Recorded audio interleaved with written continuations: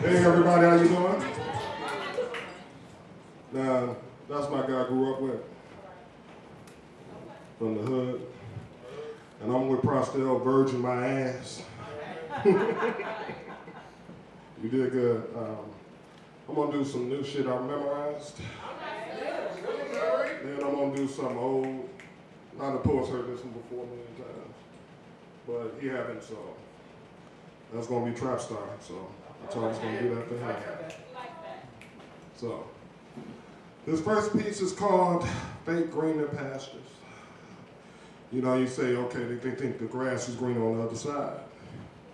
So that's why I put this together. So I'm doing it in my head for the first time, so when I fuck up, just, you know, work with me, all right?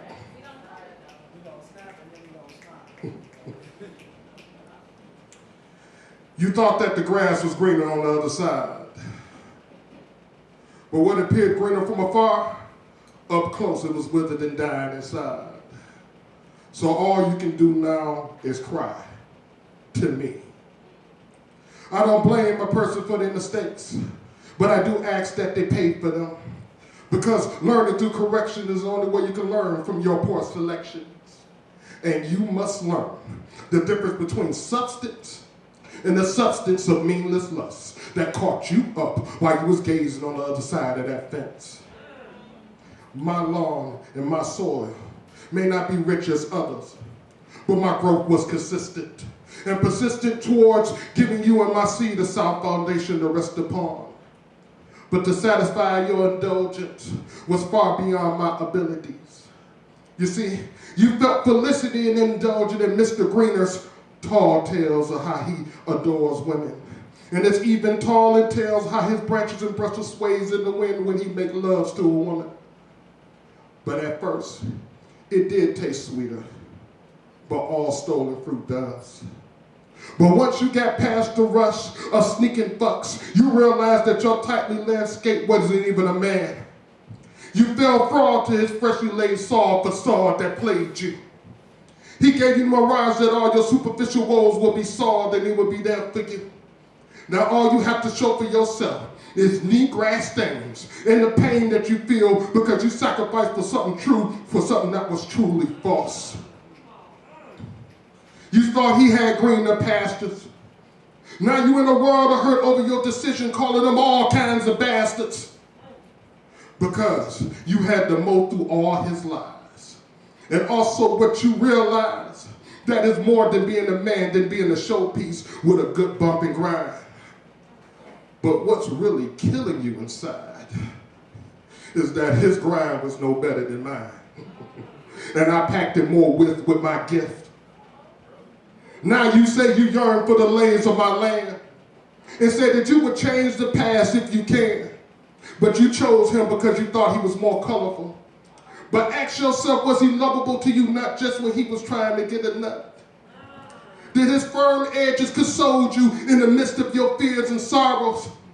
Now you're sitting up there feeling that there's no tomorrow because I won't accept you today.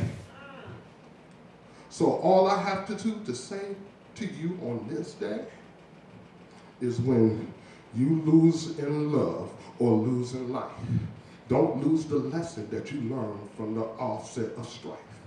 As I've learned from the offset of being away from you, that I can do better. Kick rocks.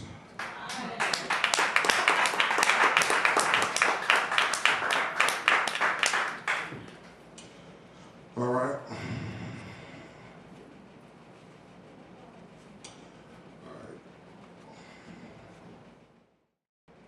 All I just wanted was some Adidas with no shoestrings in.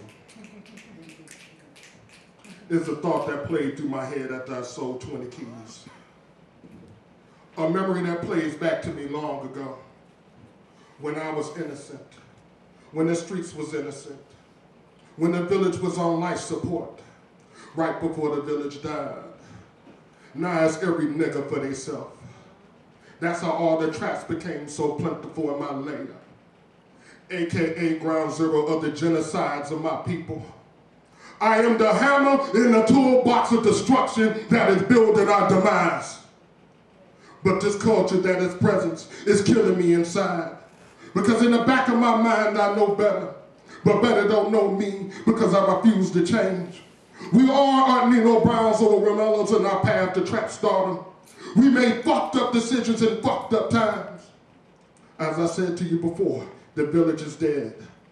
I could blame the world for my voices and the choices that sung and played to me that said cash rules everything around me. Cream get the money, dollar, dollar bill, y'all. I could blame my mother who stayed on welfare for never getting a job and for never keeping up with my appearances until I learned to govern my own, washing out hand-me-downs in the bathroom tub. I could blame my alcoholic auntie who folds the so-called help raise me, having me to bust food stamps at the liquor store so she can get her drinking lottery play on. And then they wonder why we running out of food in the middle of the month. The way to hell is sometimes paved in good intentions. All I just wanted was some Adidas with those shoestrings and clean clothes to wear, food and shelter for my loved ones. There was no man around to show me how to earn it honestly and correctly. There was no self-esteem in sight when my manhood it needed molding. Just some random niggas who were hitting and quitting on my mother from time to time. My right to hood passes was engaged when I was 12. I slung in a spot with my friend whose resume was as fucked up as mine on reasons why we are killing and addicting our own. Before I knew it, 20 years and numerous murders later was committed and commended by me. My empire is growing, my traps are snapping. The streets nickname me Decon. Now I have addiction of my own street love. This street love will have you strung out. To be feared, laced in so-called love will get you high than any kush or crack pipe could ever succeed. My wardrobe is fresh to death. Just one of my outfits costs more than what welfare gave my mother in a month. So what that I say that my money, and my so-called friends who feel love me is drawn from the bank of genocide. But yeah, I still see that road laced in blood that I traveled on to get here. The lives I changed forever by taking them, or giving that person their first rock to go on their virgin crack pipe. Who knew a year later she'll be pimping on 8-year-old daughter to get high? The burning, tingling sensation on my hand coming from my burner because I'm protecting my rep, my kingdom of despair that others seek to overrule, keeping my street love intact. I can't live without you, street love. Trusting anyone has became a dying art in the game that I'm in. Taking away everything and giving away nothing was what's up right now.